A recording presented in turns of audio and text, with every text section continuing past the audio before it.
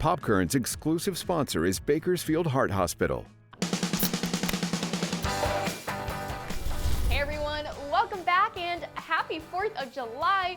No doubt this holiday this year is going to look a little bit different, but we're still trying to find ways to celebrate and decorate from home. So we're in a very special corner of East Bakersfield, Flourishing Art. We're gonna learn how to blossom and bloom and bring life to our homes this holiday.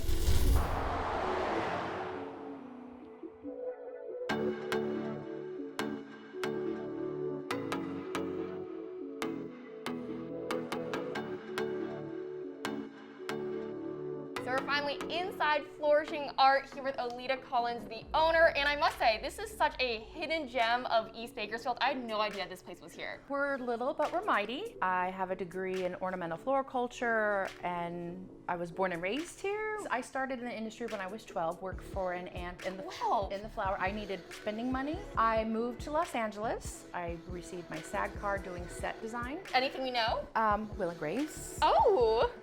Shaquille O'Neal was one of my best clients. It was an amazing, wonderful life, but I'm from here, and we opened up Flourishing Art 17 years ago. And you know, for those people who don't necessarily have an event to buy flowers for, you also teach a lot of classes, which I really love. Tell me more. Okay, so this is a passion of ours. Due to COVID-19, what we're doing with the workshops is a grab and go. We deliver them everything that they need to create the same thing at home, and we do it live on Facebook. Well, now time to get down and dirty. We are doing a very special 4th of July project today. Yes. Today, we're gonna be making an armature. An armature is basically an encagement around and encompass the floral arrangement. The branches are Chinese elm from my garden. Your own garden? Yes, cut these fresh this morning. Birds of paradise, strelitzia leaves, some sword fern from my garden. And this is all Bakersfield stuff. Everything grows here in town. You know, we're at home now, and it's putting a little bit of life and love and greenery back into your house and creating it yourself. And you can still do this if you don't have your own garden, is that right? Oh yeah, definitely. You can still do this if you don't have your own garden. Go to the grocery store, Trader Joe's, wherever, and buy your flowers. But this base is gonna make your arrangement for you anytime you wanna do it. You said we're gonna get pretty dirty today, so we're gonna have an apron, is that right? Yes. We'll let you have the apron. That's why I wear black. First steps you're gonna take, what I wanna do is find a sturdy branch. I pulled all the leaves off, except for just a few at the bottom. I'm just gonna wrap it around. What we're gonna tie everything off with is banding wire. At home, you can use sandwich zip ties. I'm just gonna create a frame, basically. So then we're gonna put this in the water, right? And then the flowers are gonna stay where we place them. Okay, I got it. And then start manipulating however you want, right? Beautiful. So then I've got a hook there. Wow, you just made that really, really nice. I'm just gonna bind this together.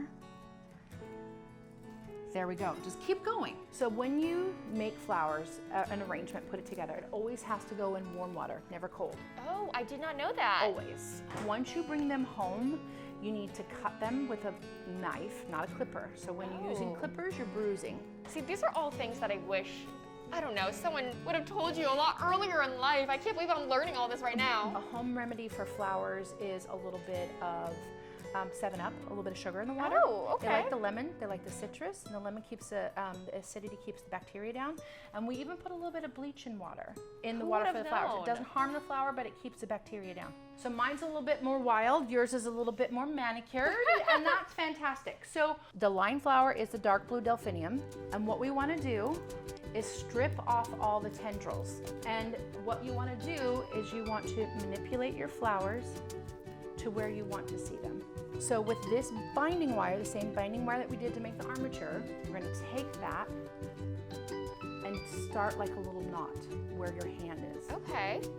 Ooh, this is quite the arm workout. Yes!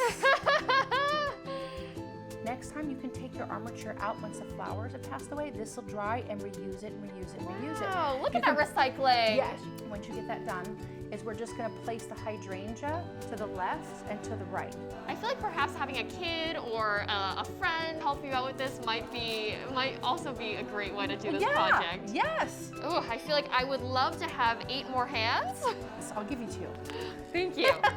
Oh, turn upside down. Oh, it's a real gymnastics workout this way. Go. And now the next thing we want to do, or the roses. So we just pinch and pull. Pinch and pull. Yes. when you're designing at home and from your own garden, there is no right and wrong. I love that. It's for you.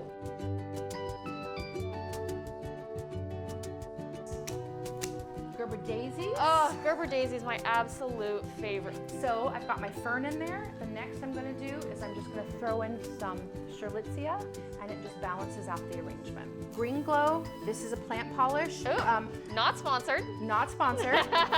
But if you don't have a plant polish at home, mayonnaise on wide leaf, on a towel. Known? Wipe it down, and it's the shiny. And because you said it was 4th of July, Oh, I just got a couple flags for how us. patriotic. Right?